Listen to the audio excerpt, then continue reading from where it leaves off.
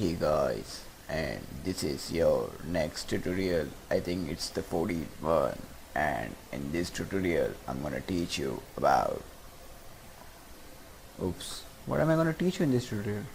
Okay, let's just learn about it's left in functions. Okay, we'll just learn about pass by value and pass by reference. Okay, so remember in the last tutorial we built a function, and just ignore my voice at the beginning of this tutorial. It was just I don't know why, I just felt kind of awesome doing that. Okay, and I just wanted to show you one more thing before we start this tutorial. When I just built my last tutorial, my screen recorder, it just plays the tutorial automatically after producing it in the Chrome. Okay, so I just thought of playing around with it a little bit, and what I found out is I decreased the speed of my tutorial to 0.5, and it was I find it out very funny to my voice. You just listen it over. Let me just show you this. Okay, so for building a function you write the return type. This function won't return anything, so it's just okay. So it was kind of hilarious, right? I mean it felt like some zombies talking to you in slow motion, or some drunken bastard, but I'm none of them. Okay, I assure you that. So now in this tutorial we're gonna be teaching about pass by value and pass by reference. Okay, many different tutorials they teach like first teaching functions, then other things, then after some time they teach pass by value and pass by reference. But I just like to wind up every topic, every aspect of every topic in just one by one. Okay, so you just get all the things.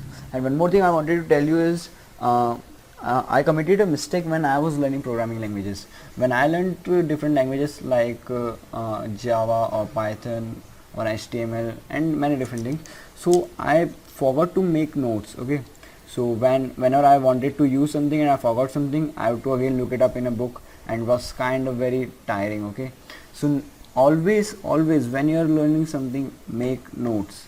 Notes are damn important. Okay, don't forget this. And if you haven't made notes till right now, it's only 14 tutorial. Okay, so you can make them, you can start making them right now. So that was all, and now we'll start with the tutorial. So remember in the last tutorial we made this function add number, and it just added two numbers. Well, we passed in two parameters, but I wanted to tell you this, that you can pass any number of parameters you want. Like you can pass one more integer z and one more integer q, and you can pass in like 34, 45, 65, and we just put here x plus y plus z plus q, and you can build it on this.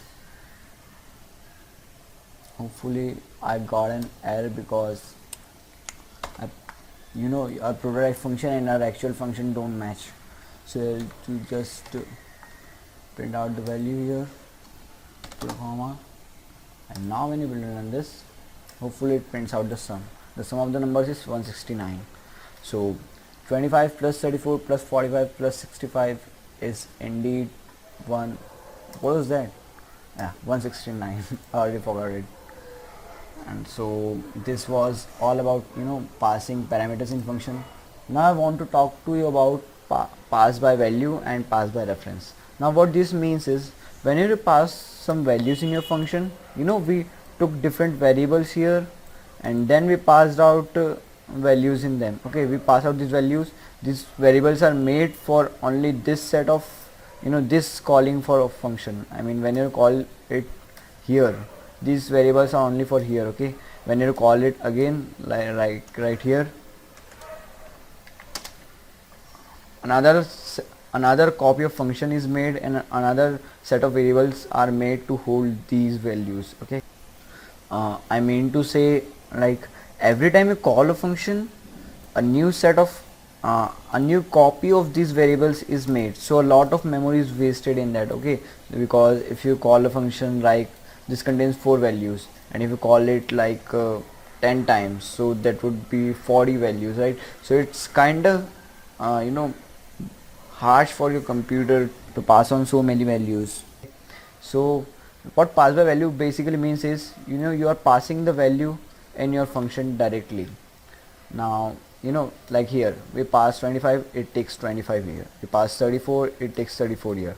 Now what pass by reference means is, you can pass a reference to a variable or a value in your function, and it will work with your reference.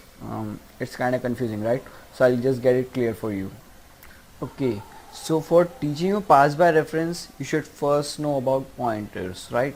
So I think I should just end up this tutorial right now, because pointers is a large topic to cover in this tutorial, and pass by reference you won't understand it until you understand pointers, right? So I think this tutorial was just teach you something extra in this thing. I really don't know, I really don't plan before making the tutorials, I just make them. Okay, so I don't know, I just forgot to tell you about pointers first. Probably I should plan it from next time, right? So from the next time I'll better plan my tutorials. And for this tutorial, this is it. In the next tutorial we'll be learning, I think, pointers, and then I'll teach you pass by reference. Okay, so thank you guys for watching.